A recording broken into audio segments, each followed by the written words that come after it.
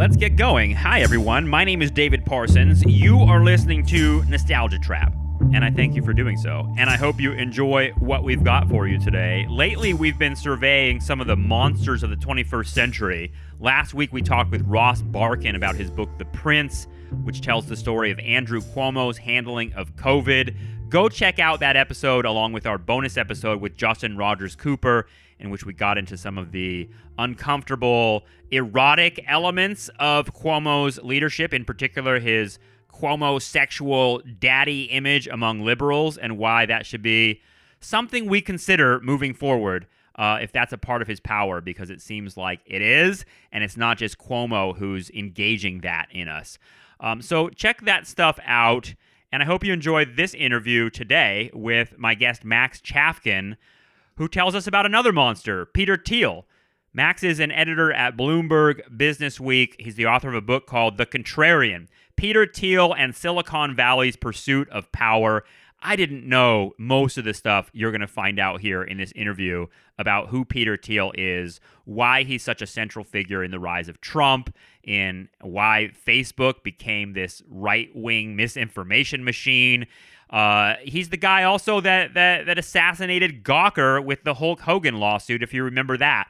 So Peter Thiel is a really, really central, important figure, and Max's book is not just a biography of Thiel, but functions as a window into the political economy of Silicon Valley, which is something that's gone from like this utopian thing where we all thought Facebook and Instagram and Twitter were going to draw us all together and make democracy work better, when instead the opposite has happened. And Peter Thiel is sort of an important window into how that happened. So enjoy this interview with Max. I really learned a lot, and I hope you do too. Thanks so much. And if you want more Nostalgia Trap stuff, check out our Patreon. Go over to patreon.com/nostalgiatrap. We have lots of bonus material, including our latest trilogy on 9/11, which we've got a lot of great feedback about. So if you want to enjoy that stuff, that's at patreon.com/nostalgiatrap. Thanks so much and enjoy this interview. Here is me talking with Max Chafkin. Max Chafkin, thanks so much for joining me. I appreciate seeing you and hearing your voice. This book, I just want to say the name of it before we get started. I've spent some time with it over the last week. It's called The Contrarian, Peter Thiel and Silicon Valley's Pursuit of Power. The author is Max Chafkin. First, congratulations on the book, and thanks for being here. Yeah, I'm so happy to be here and happy to talk about it. Well, Peter Thiel is a character that, reading this, you use him, I think, as a really effective central figure to a number of different big trends that we describe here on Nostalgia Trap, but are big trends that we've all been living through since the 90s, particularly like changes in tech, changes in the business world, and changes in American politics. But the tech stuff, maybe we can start there because, there's so many angles to what you're doing. I think it's a really smart book, and a really, I love biographies that sort of are sly stories that are beyond the biography, if that makes sense, kind of cultural biographies. But why Peter Thiel is part of my question, but also was part of it telling this story about the internet, because to me, reading your book, I was like, the internet goes from something very, very hopeful to something not so hopeful. And it seems like that's a recent development, and Peter Thiel has something to do with that. Yeah, absolutely.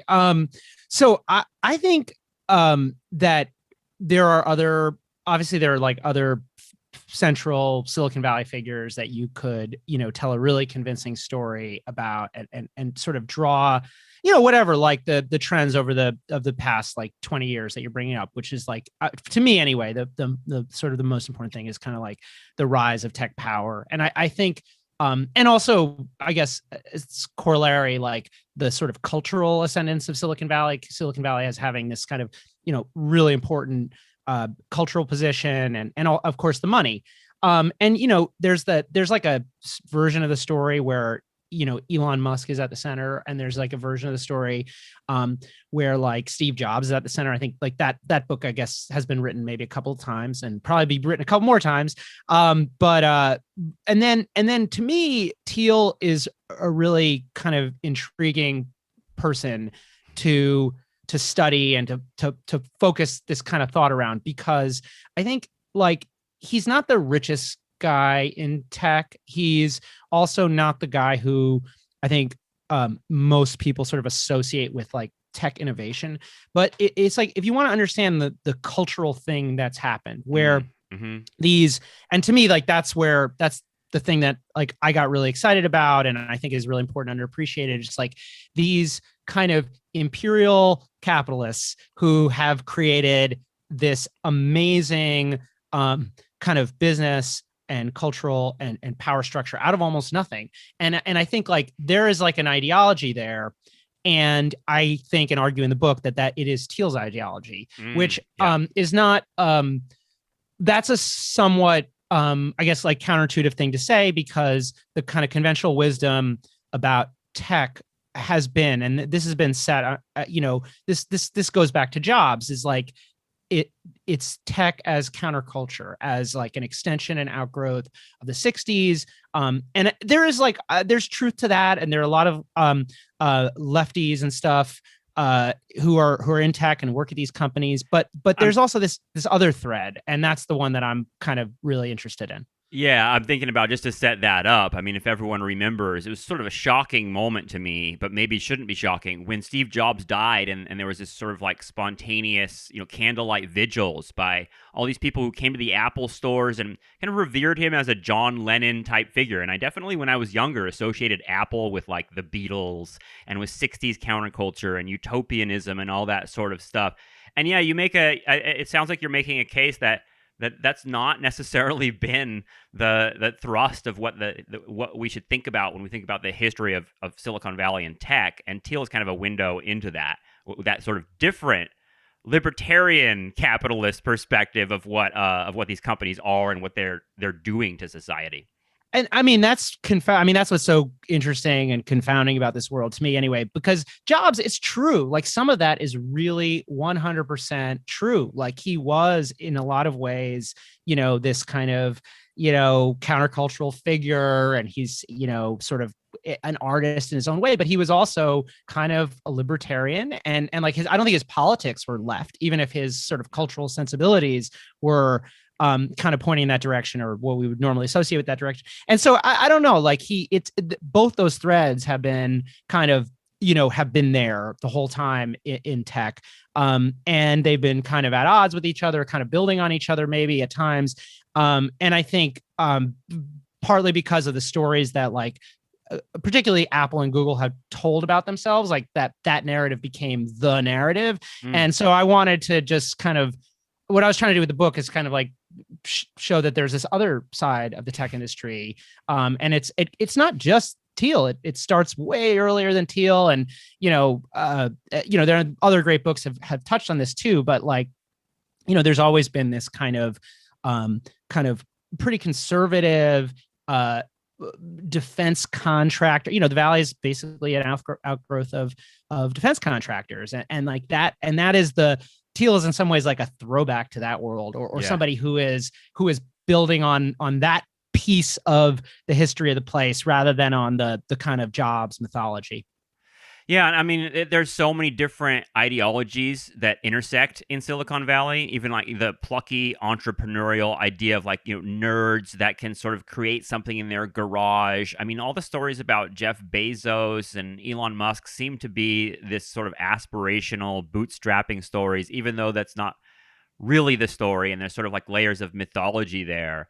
But part of the mythology, it seems like you're poking at with Peter Thiel, is that he is this sort of lone conservative voice among all these like Spielbergian liberals, these like DreamWorks visionaries in Silicon Valley. But that's not necessarily true. It seems like he's sort of at the center of a lot of this, and not only as just a lone conservative, but as someone whose ideology is actually very appealing to all those companies.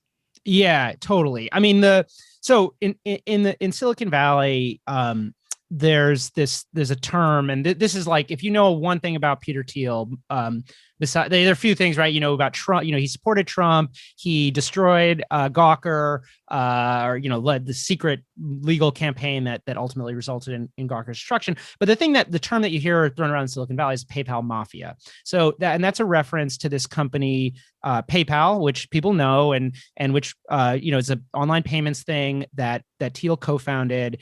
And basically, the basic idea is like all these early PayPal people, which is a group that includes Elon Musk, depending on how you define the PayPal Mafia, they all kind of spread out and started companies elsewhere in Silicon Valley, and that it became this like influence network, both for Thiel and many of his acolytes.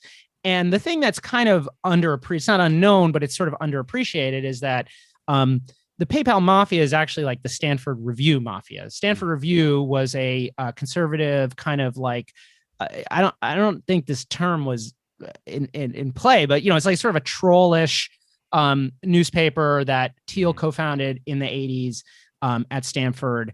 And many of the early PayPal employees came from that world. They were editors in chief or editors of the Stanford Review. They were kind of immersed in this, being a provocateur or whatever at a elite university.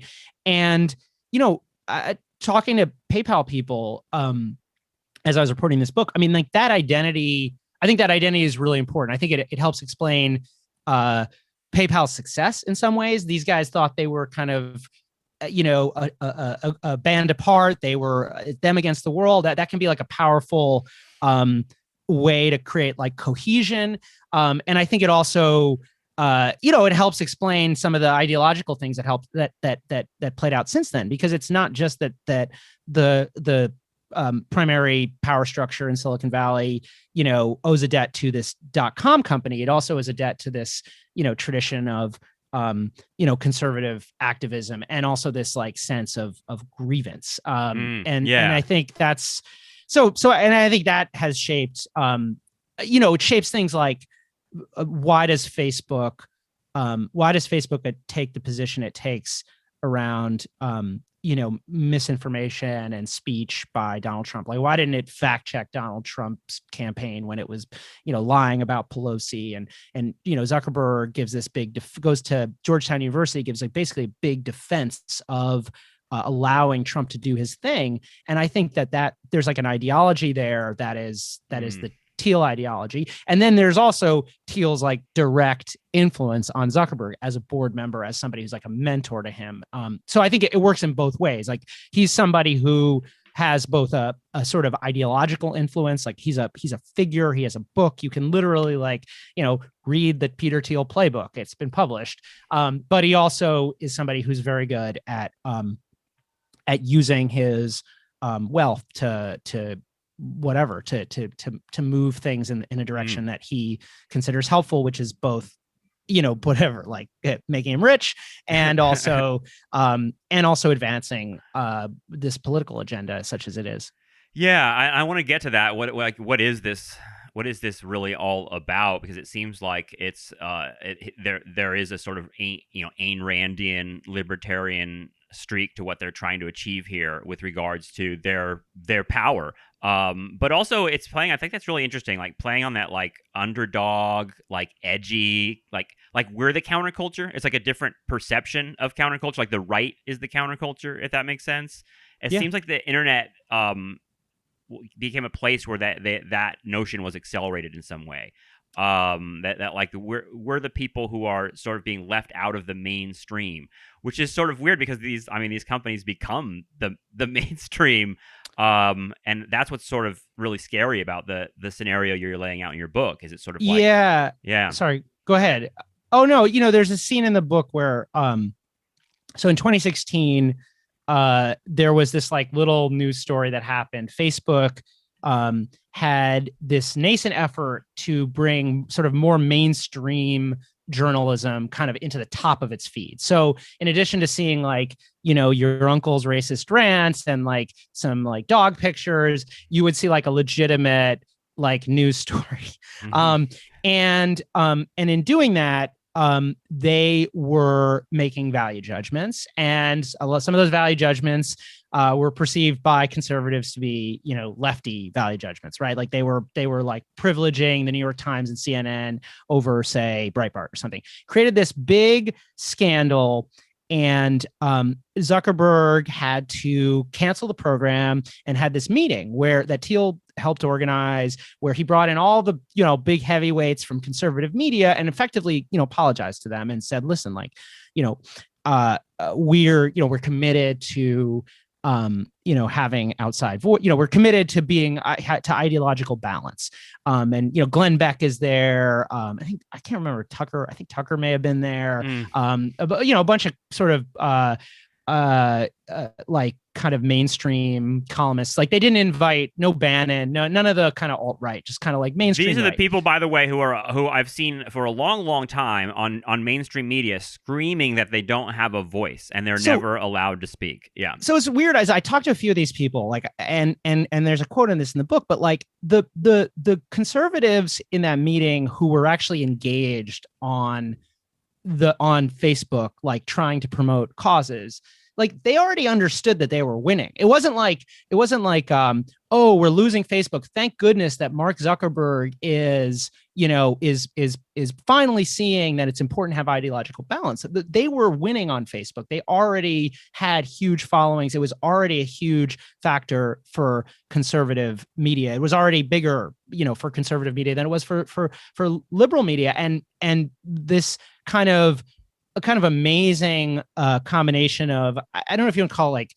media manipulation or public relations or whatever, and Thiel's ability to like get this group in a room and everything really, I think, pushed Facebook to kind of bend over backwards to go further than he was already going. And on one hand, like they could already have been accused of catering too much to this group, and somehow Zuckerberg became convinced that in fact they'd gone in the wrong direction. And I think when you look at, why they were so slow to deal with misinformation, to deal with, some of the stuff that was going on in 2016, and then, kind of played out in 2020 all over again, and continues to play out with the coronavirus. Like they were pushed into that corner, and I don't like, there's a temptation to say like, oh, Mark Zuckerberg or something is being like manipulated or something, but I'm not sure that's really the case. That's what I wanted to ask you is like, what is Mark Zuckerberg's role in this? Because it seems like Thiel identifies him as kind of a cipher that he can manipulate in some way. Mark Zuckerberg maybe would be the language to use there. But there's a lot, is there truth to that? Because I mean, it's Zuckerberg is one of those figures that's like, I don't know. He's one that David Fincher wants to make movies about because he's someone that, you can kind of project a lot onto. But how much is Thiel locating that quality in Zuckerberg as something? Because I mean, part of me looks at this and is just like, wow, this is just like a bunch of right wingers hijacking Facebook and being like, we're going to turn it into a right wing radicalization machine. And the proof is a nation that won't get vaccinated. And like, to me, like, I don't know if you can draw those lines so strongly, but it's a scary scenario because it seems like it was a targeted hit on Facebook in some way. I am not sure what the answer to that question is. So, well, let me throw a couple of things out. I mean, one is, if you read the Facebook book, the what's it called? An Ugly Truth, by the 2 Times reporters, Shira Frankel and Cecilia Kang.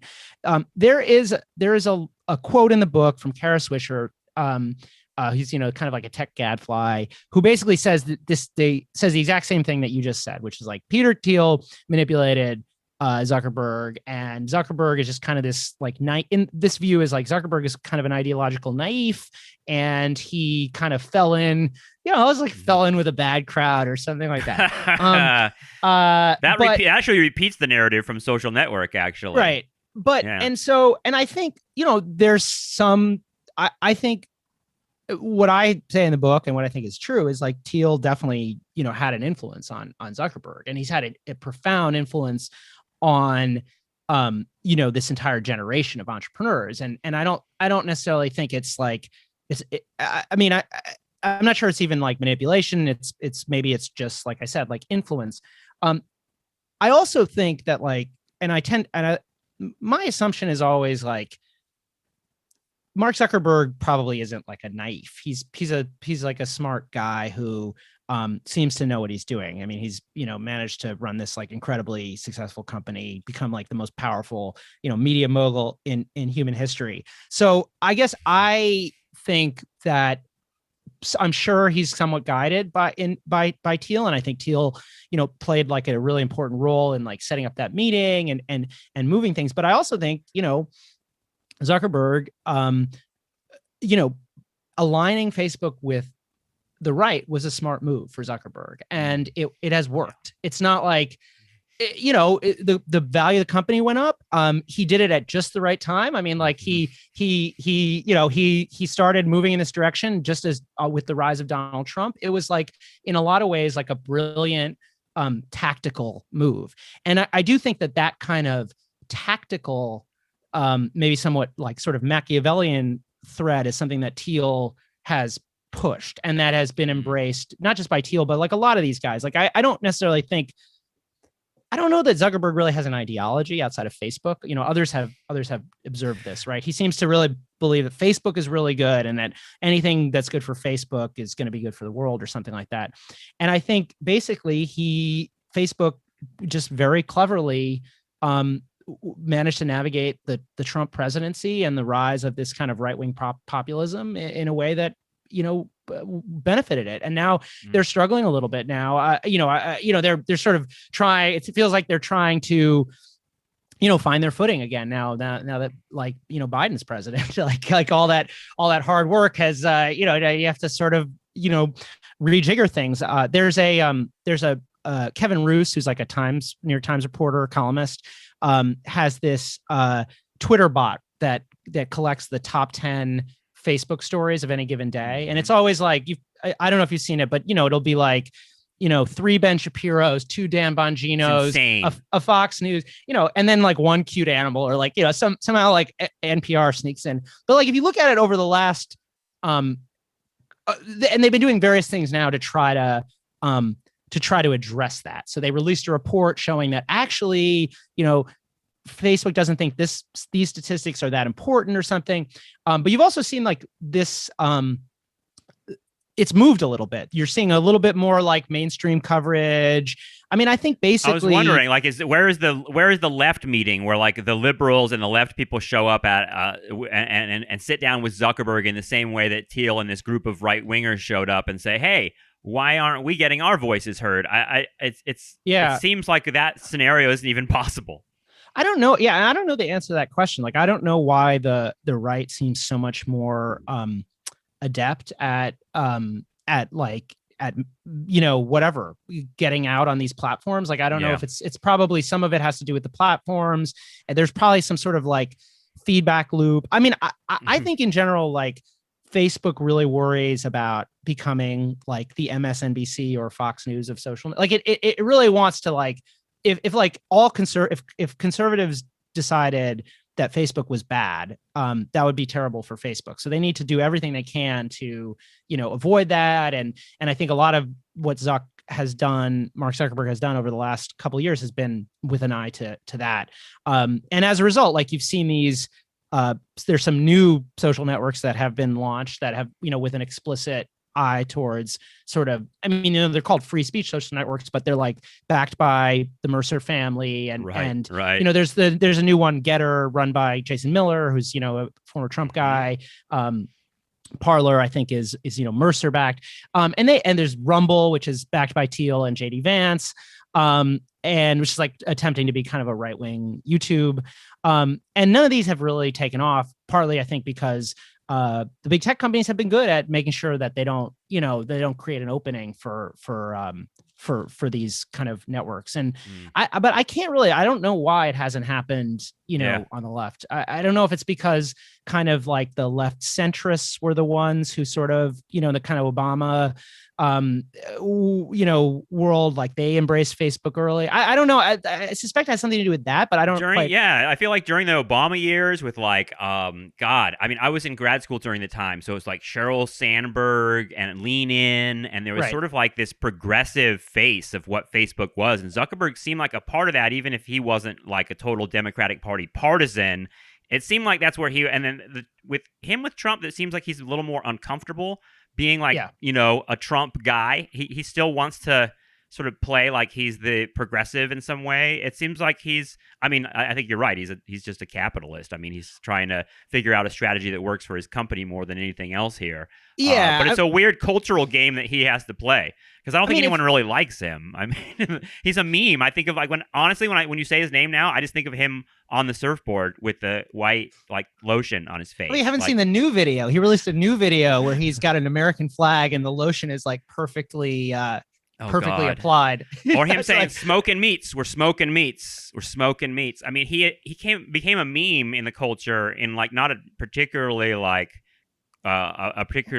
positive way for him. I mean, it seems like Peter Thiel is a little bit that way too. And I thought maybe we could talk a little bit about not only the social awkwardness angle of these guys. I mean, you're doing a little bit of psychobiography in this book, and it's sort of like, what do we make of this nerd culture? It seems like it's a big part of, I mean, they even made an HBO show about Silicon Valley and these nerds.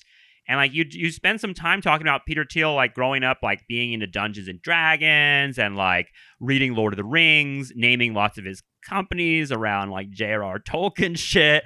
Like, what do we make of like this nerd thing? Because it seems like it's part of understanding the cultural part of why we look at these people as heroes or weird heroes, or I mean, for better or worse, there are captains of industry, right? There are like Rockefellers or whatever.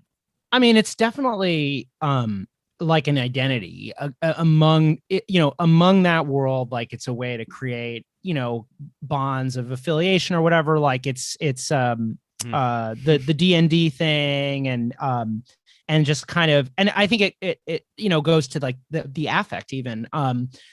There's kind of a popular thing among kind of like, I don't know, tech journalists and people write about tech to diagnose people with like DSM, like to diagnose all these tech guys with Asperger's, which I think is like, I mean, I don't know, maybe like some of them seem to be like not the most like people, but I also think some of that is like just pure affect. I mean, it's just like how every media person, in New York talks like they're on NPR, and like every Wall Street guy talks like, a frat bro, and like, and so it's just a way to I think to signal to, your peers or whatever. And I think people tend to accentuate, aspects of their personality. It becomes like a way.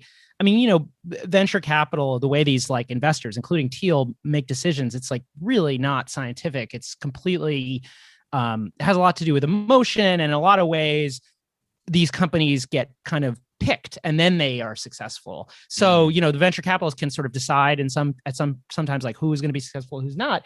But anyway, they end up, if you talk like Mark Zuckerberg, I mean, you're more likely to get funding. And I think there's like a TED Talk affect almost. Yeah, exactly. And I don't know. I mean, you could kind of probably go deep on like what that means and like what, what I mean, one, if you're going to criticize these companies, like one obvious criticism is like, they're not very attuned to like human beings and to like the emotional needs of regular people. And like, as a result, they tend to be, whatever. I mean, Facebook makes people really depressed. Instagram makes people really depressed. They don't seem to really care that much about the kind of like, psychic or emotional or spiritual or whatever. Wasn't there a story a few years back where Facebook was like, like basically like experimenting on like certain populations and demographics, see if they could make them sad by like flooding their feeds with really fucked up stories about like puppies being hurt and shit like that. And it worked. Yeah. Like they noticed like dips in the psychological health of these populations. It's insane. Yeah, well, I know the study you're talking about, and it is really, I mean, I'm probably horribly distorting that study, but I think they apologized for it. I mean, it was really, I mean, you don't really want to be doing, emotional experiments on your customers. It's kind of weird. But there's part of that I think comes out of attention from the business. The business is to manipulate you emotionally, so that you buy products and stuff. The whole model.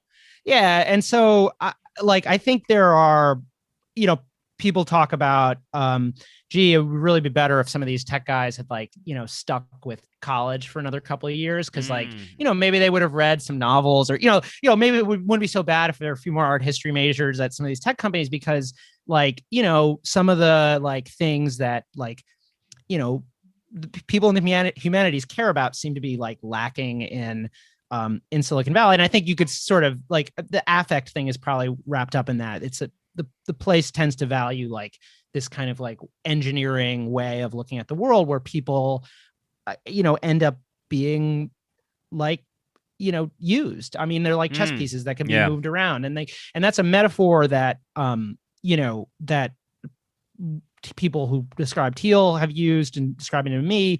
And also, it obviously it fits with like kind of the sales pitch, which is that like, we're going to show people, tailor content to people so that they, they do the things that we want them to do. Right. And that was like, so the Cambridge Analytica and like the whole kind of backlash around Facebook is so funny, because Facebook had been telling people for years that like, we can make people change their minds. We can manipulate people. And then, all of a sudden, like people realize that, oh, wait, that doesn't sound so good. And then they completely flipped and we're like, well, actually this Cambridge Analytica stuff probably doesn't work. And, so I don't know. I mean, like the pitch is explicitly around, manipulation. Yeah, and I think there tends to be a along with all that affect stuff about Musk being weird or Zuckerberg acting like an alien. I think there tends to be maybe an overstatement or suggestion of like total power, like sort of a top down. They created Facebook and now this is a mind control machine of the people. When another perspective on it is like the people got into this shit and like they sort of like cracked open a Pandora's box in some way, because a lot of the language is about access, voices, other voices being heard. I mean, they're in a lot of ways they're sort of very profitable because they're locating an impulse that human beings want to express, for better or worse. Yeah, I completely agree with you. I think the idea that like Facebook is like a mind control machine, like that, it's not. I mean, it's not true, and it's that like kind of, it's probably like not a helpful, like not a helpful way, to look at them critically, to understand, whatever. It's well, we like, can assess the dangers in a way that that doesn't sort of like look at it in a distorted way like that, I guess. And it particularly, it's I think it's bad because it doesn't acknowledge like the limitations. Like Facebook is like, I don't know, everyone's seen online ads that don't work, and like a lot of Facebook is that, like there's a lot of junk and a lot of just kind of like mind clutter, and it isn't like this straight. I just don't think it's a good framework to like understand Facebook. I mean, because Facebook is it's a successful company, but it has limitations. Like it will probably at some point be overcome by some other competitor, as long as hopefully. I keep thinking that American I think democracy I said that and 10 years capitalism ago. hold up. Yeah, I mean, like that's just the nature of things. Companies rise and fall. I mean, that is Facebook is also kind of a monopolist. So that, and that is a part of like kind of Thielism, if there's a Thielism, which is like the importance of like seeking to dominate markets. And so I that's not for lack of trying on Facebook's part, but I do think, the limitations of these services are probably pretty important to talk about.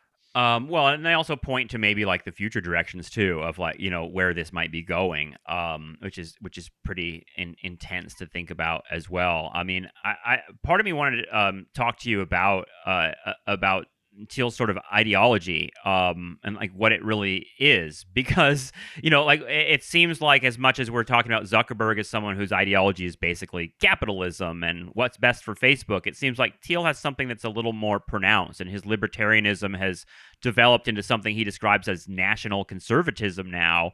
It does have direct links to Trump. I mean, he became like part of Trump's campaign directly, right? But I think it reveals a little bit something about what we're getting at here, which is sort of like what is the promise of tech and what its like purpose is. And Thiel seems like he has a very particular idea about that. I feel like that. I mean, to me, that's one of the things that drew me into this subject, which is like Thiel I had known Thiel as somebody. I'm a tech reporter basically, and I had known Thiel as like this important tech figure who, yeah, he's got some quirky politics or whatever, but I hadn't really given it much thought. I think that's how most people thought about it. And then, he endorsed Trump, and it's this kind of, and not just endorsed Trump, but gave a speech in prime time, donated money to a Trump PAC, a week or so after the Access Hollywood tape dropped. I mean, established himself as like a really, committed Trump supporter.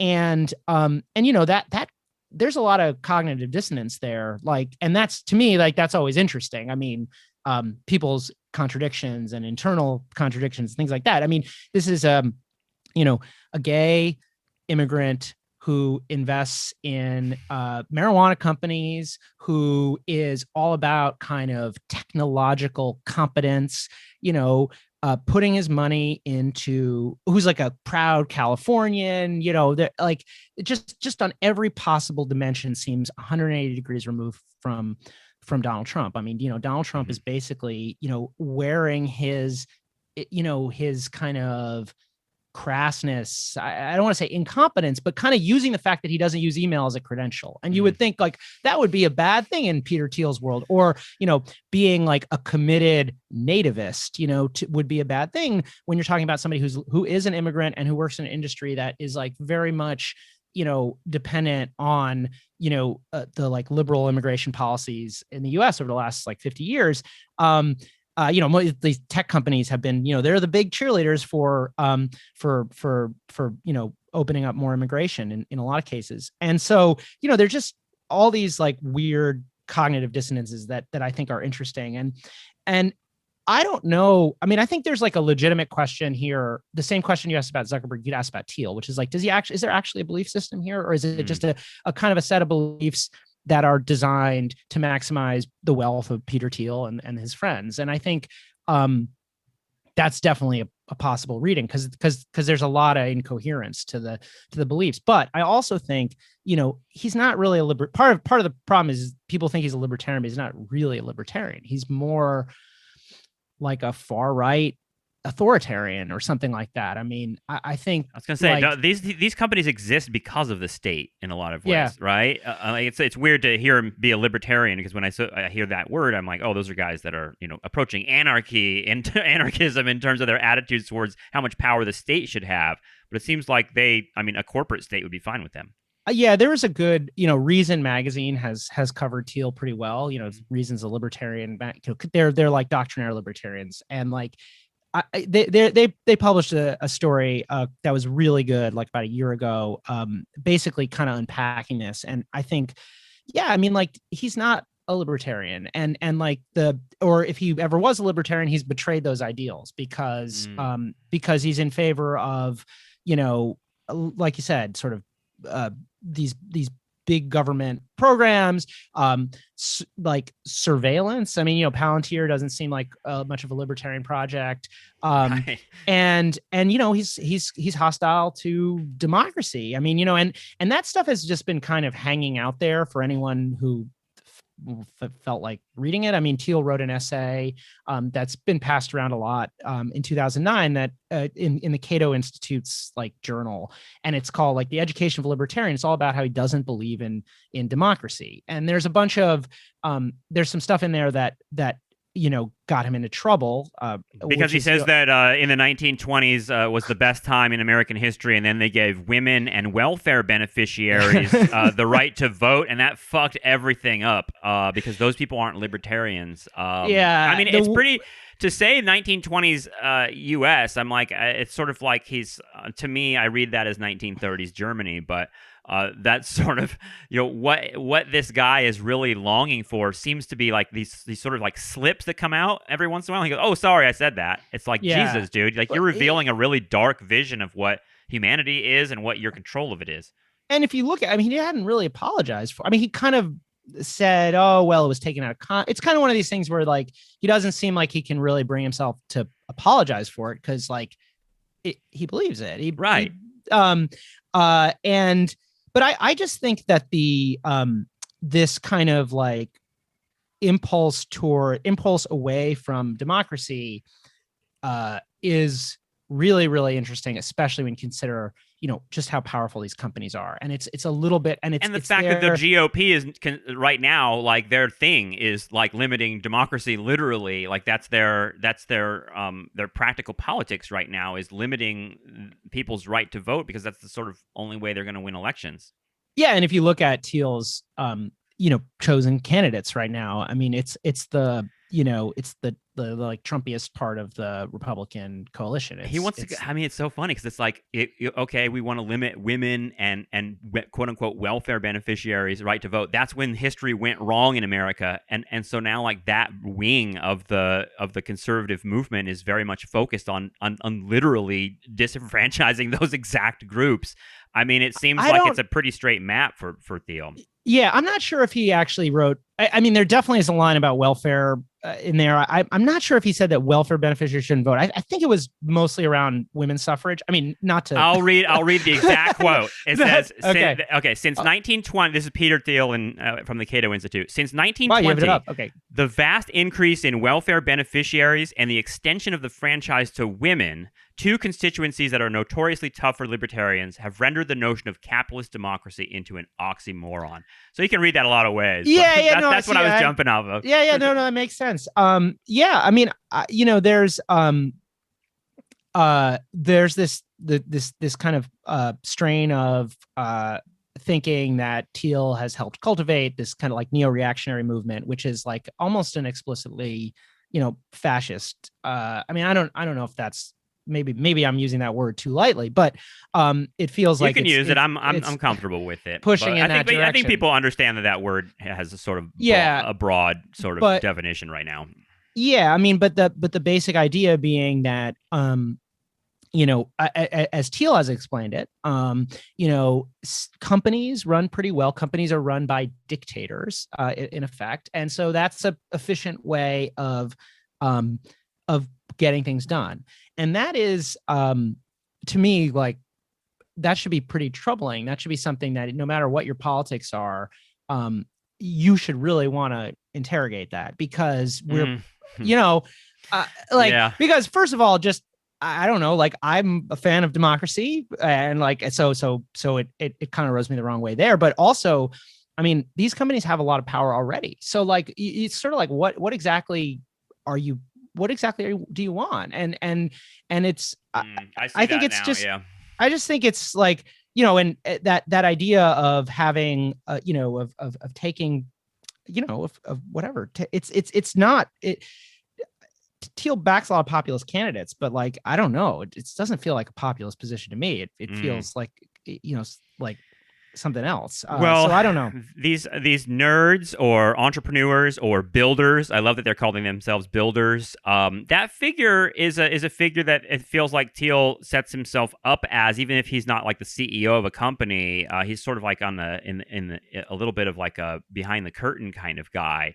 But either way, he has a great regard for that. I mean, I was just watching, it's something that's really powerful in the culture. And I think, like, Steve Jobs is one example of how they sort of put a progressive, liberal, sentimental spin on that figure. But it's an authoritarian. And like, when I just watched this movie, Ford versus Ferrari, with Matt Damon and Christian Bale, I didn't know the whole story, but like, that ideology is present in that film. Matt Damon's character is sort of like this outlaw, entrepreneurial guy who can really build the race cars, but he's slowed down by this Ford company that has all these layers of bureaucracy and what we might call democracy, all these different like input. And he makes the case throughout the film that, like, if you just let me go, let me be on my own and run this the way I want, and that's how things are run efficiently.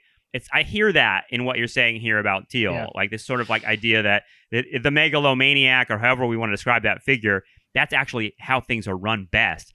And that seems like it extends to the political arena for these guys as well.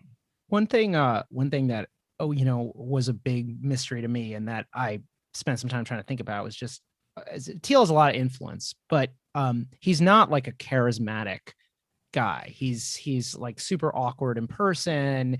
He's good looking, but he's not, he doesn't have the kind of like magnetism. There's nothing, he reads as kind of like a brainy, he stutters, there's a lot of, and you wouldn't, there's something, it's hard to understand like what why, how would this guy wind up with a lot of followers?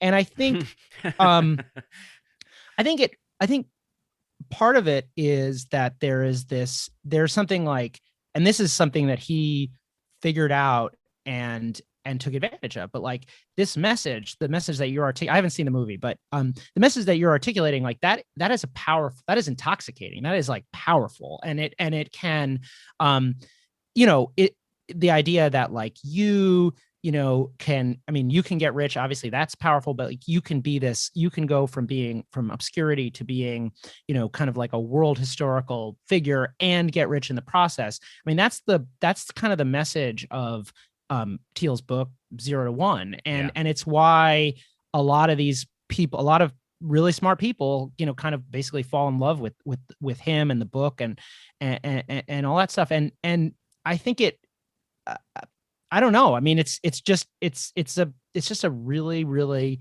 powerful message. And I don't know.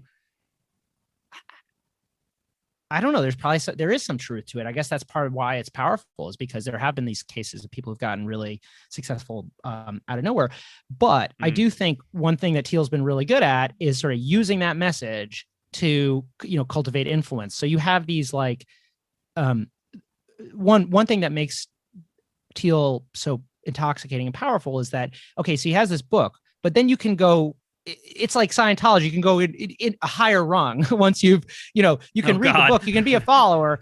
Sorry, this is a bad metaphor, but like you can then become a Thiel fellow. Like the end of the road is actually getting in a room with Peter Thiel and getting Peter Thiel's money and almost like being Peter Thiel. So there's this like kind of, and I think he's like, it's like Shark Tank. It's totally. Self-consciously kind of like set that up. And so you have a lot of people who are not necessarily like in the inner circle, but who really very much want to be. And so they are loyal. And so there's like a lot of power there. Like, that's why you have all these people in Silicon Valley. There are a lot of people who basically just adopted his weird politics because they want his money. And maybe because probably some of it has to do with wanting his money, right? But some of it has to do with like, you say it enough times, you start to believe it. I mean, he's just managed to like create this really, large network of people who are very, very, very loyal to him, and who,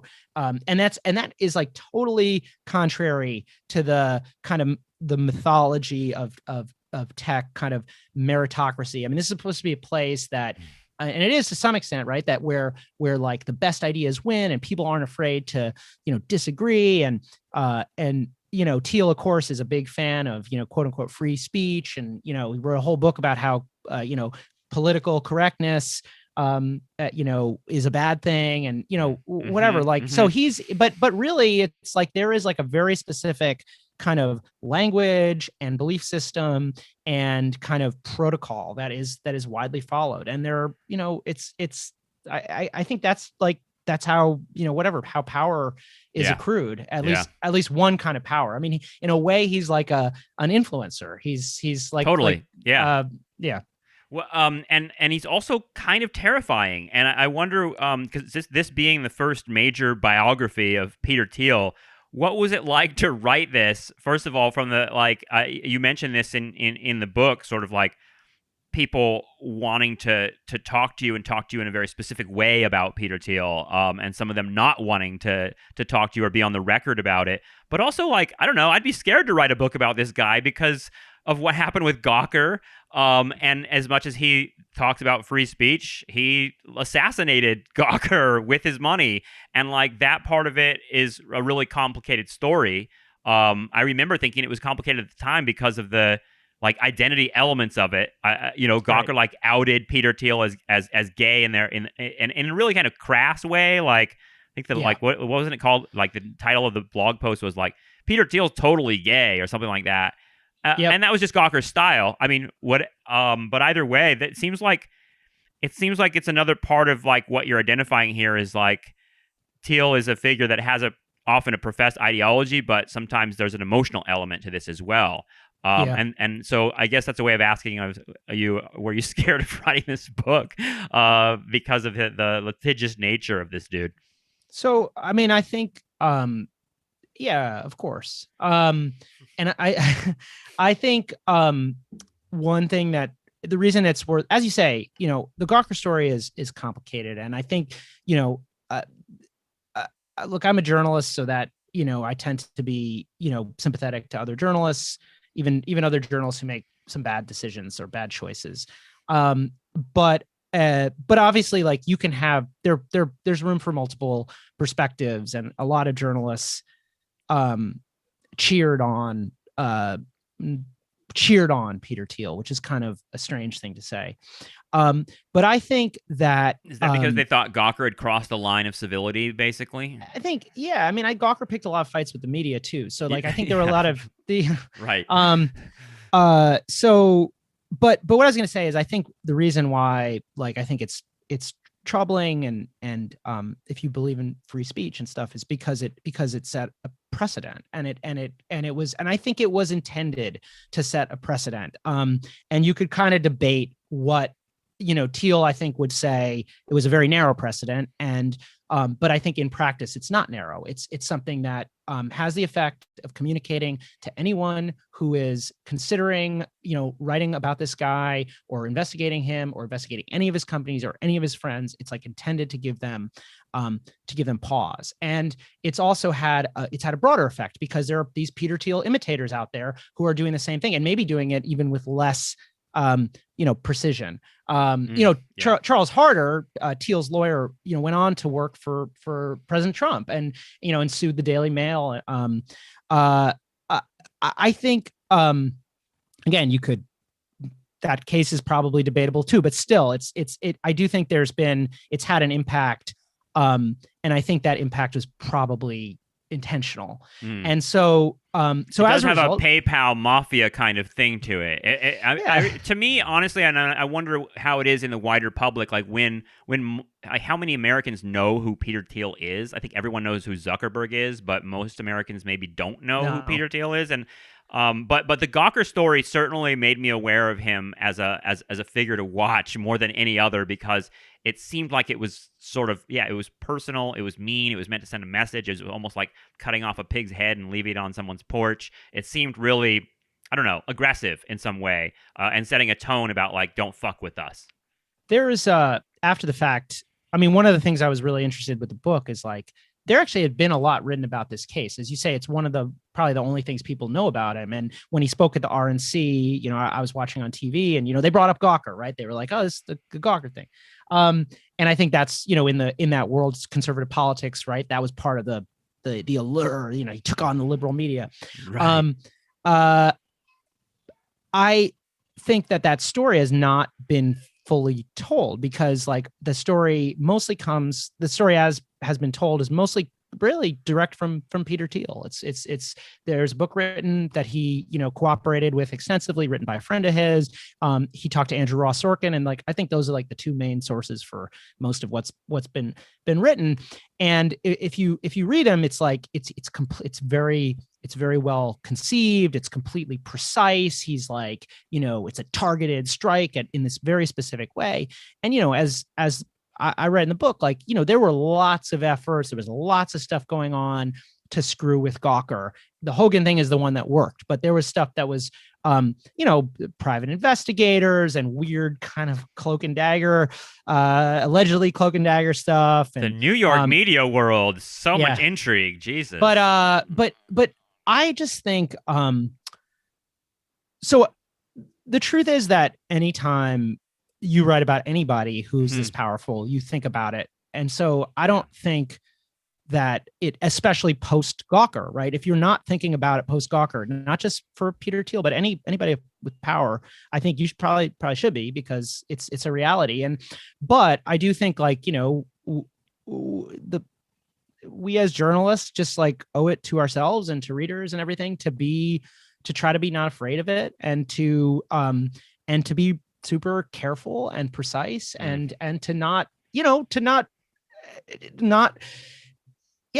ourselves sued, and to tell the truth. And I think if you're afraid, it's bad. It's like, that's the first step towards at the worst case, like bad journalism or something. And maybe you could you could get a little bit darker from there, right? Like that's the first step to like autocracy or something. But I'm mostly worried about just like bad journalism and like making Well, sure that I don't think you have yeah. to worry about that. The book is like super well researched and really compelling and filled with all sorts of stuff I didn't know. And the other part of Thanks. it is that you don't use words like sociopathic mega villain. I don't think you use words like that, but they popped into my head as I was reading it. So it's sort of like you don't have to be that sort of unfair, journalist that's sort of throwing rocks, because I sort of gathered, I drew a lot of conclusions that were sort of, I don't know, on the page for me if they weren't said explicitly. The book convinced me that he's an extraordinarily important figure and one that more people should pay attention to. But I wonder, in terms of the long arc, I know it's kind of a big question, but like the long arc since you've been a tech reporter for a long time, how has the tone of that changed? Because it seems like what you're describing here is a tone that goes from like utopianism to dystopianism in terms of the way people talk about Silicon Valley and tech. Did that change just in 2016, or when did that shift? Because it seems like nobody really talks that way anymore. Although I still think a lot of the I don't know, positive ideology about a progressive ideology about Silicon Valley is still operative too. The yeah, I think that's a longer arc, and it has to do with power basically. I when I started, so I started in journalism in 2005, and like I missed the first .com it's described in the book, of course, I've reported around it, but I lived through it as like a high school student. But like, this world went from being kind of insurgent and to being an important power center. And I think that that has driven, that's why there's been some of this is just like a reaction to that to that shift. And you're also seeing, a really important thing that's happening right now, that's underappreciated is, there's a really interesting labor story that's playing out at these companies, and that has been playing out for the last 3-4 years. And I think it's partly driven by Trump, because like a lot of these tech workers were probably not Trump supporters. Also, a lot of them happen to be, people of color, immigrants or children of immigrants. And so, but like you've had this kind of sort of nascent labor movement at big companies where a bunch of tech workers are sort of had enough or not had enough, or starting to see that, their employers have a lot of power, and like they are, when their employers are doing bad things, that they might be complicit. And so you're seeing more workers talking to journalists, I think, and also more workers speaking out and activism and kind of like traditional. There were Palantir comes up in the book, but this came up with Palantir. There were there were Palantir employees who were protesting, Palantir employees who quit, and so I think that's partly driven some of the coverage. Is just that tech workers are acting like kind of like people workers in any other powerful institution. They're trying to push it's internally at these companies, it's seen as like the gravest betrayal in the world, especially like the Thiel view of the press is very bleak, and so it's like talking to the enemy or something. But I think obviously there's a more optimistic view of it, which is that they are like trying to navigate like a really difficult situation. And I think a lot of what they're doing is brave and certainly interesting. Yeah, and when people think about Amazon, that's a great example, because I think people think about Amazon warehouses now, more than they think about Amazon in terms of even its, like, I don't know, consumer front. There's the knowledge. They just put one up in my town, sort of out in the distance in a field that was agricultural, and it's kind of eerie to drive by it now, because it's this massive building with a big grin on it, like the Amazon smile that you can like sort of see through the smog. And yeah, it's a different vision of what these companies are and what they represent than maybe I remember. Even like being a kid in the 90s, like you're talking about, I was like a tech nerd. I loved this stuff, and I really bought the idea that this is fun, it's connecting me, etc. I won't bore you with this with too long a story, but like one of my first internet memories is a nerd friend of mine. When in like 1996, I first got a desktop computer, got it on the internet. He said, download an MPEG file, which is a movie file, and it's called SOXMAS. And so I typed that in and spent like 24 hours downloading this 3-minute video, and it was called Spirit of Christmas, which is South Park, like the first South Park. Oh, yeah, of course. Yeah. I downloaded that video. Yeah, right. And it was like, this is what all the, like, it had this kind of like punk thing, like, you know, all like underground kids are getting this little video and watching it. And like, I mean, a lot of it is like, you dirty Jew, you know, like a lot of it is this sort of like white male subculture that grew huge on the internet. And it seems like it connects to so much of the shift in politics. I don't know where I'm going with this, other than to say that the sort of counterculture element is one that seems powerful to this. And South Park, even just the property of South Park becoming like an establishment sort of intellectual property. That's the story of our lives. You know, that's what we're living through. And Thiel seems like he's at the center of that in a lot of ways. Well, it's like as a kid, I mean, I have some of those same memories, and like, you know, I remember, you know, Napster. Totally. Yeah. Sean Parker, close ally of Thiel. You know, I was on Napster. So, like, you know, no one felt bad for the record companies, right? Or even really the musicians. I mean, like, I didn't feel bad for Pearl Jam, or, you know, I mean, that's like, I'm mixing my. I hated Metallica when they were anti-Napster. Yeah. And now I look at Metallica and I'm like, well, maybe they were sort of knew what they were talking about. It's really weird to see that shift happen in just 20 years. Yeah. And that's, I mean, I think that is the big shift, right? They went from being, they were insurgent in some ways. And you know, there is power. Being an insurgent is powerful. It creates like cultural cachet, and Thiel and some of these other guys have been really good at sort of packaging that and selling it. I mean, that's the name of your book, The Contrarian, right? It's like that impulse to be like, actually, there's this underworld that we're a part of, and it's like they're playing with like ideas of hipness even and things like that. It's really, to me, that part of it is sort of interesting because it is nerds became this sort of thing, you know, in the culture in a very different way than they were when I was growing up. Yeah, 100%. I don't know. I think a lot of this, like, a lot of the discussion of these tech guys is often focused around sort of innovation. That's the terrain that, you know, that's the marketing, right? It's that, like, you know, Elon Musk is an amazing inventor. Steve Jobs is an amazing designer. Peter Thiel is like an amazing futurist. It's all kind of true, but like, I think there's also this other part of the story, which is that these guys are amazing marketers, and Musk especially, amazing salesman.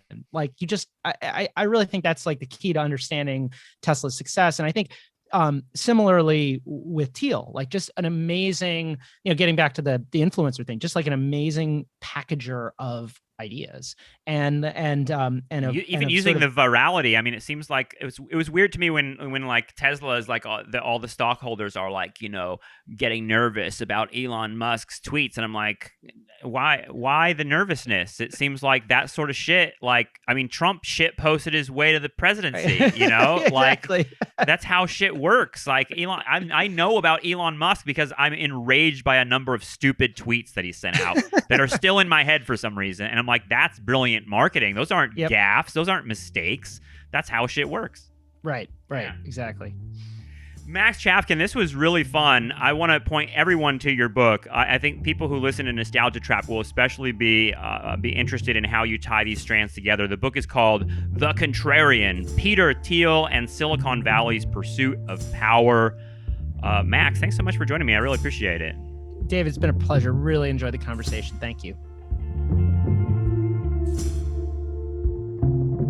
All right, I think that's going to do it for today. I want to thank my guest, Max Chafkin. Go check out this book. It's called The Contrarian, Peter Thiel and Silicon Valley's Pursuit of Power. I cannot tell you how horrifying this book is, and explanatory too. It helped me understand a lot of what's going on in a way that I really didn't, that there are power players behind the scenes making moves that are shaping our world in profound ways. And this book tells you those details. So go check that out. And thank you, Max, for coming on the show and telling us all about this dude, Peter Thiel. So scary. And if you want more Nostalgia Trap stuff, we've got a lot of great bonus episodes up, that sort of stuff. Plus, you can do us a favor and support our show by subscribing. It's only $5 a month, and it helps us out a lot. Do that at patreon.com/nostalgiatrap. Thanks so much to all our supporters, subscribers, listeners. We'll talk to you again very soon. Take care. Bye-bye.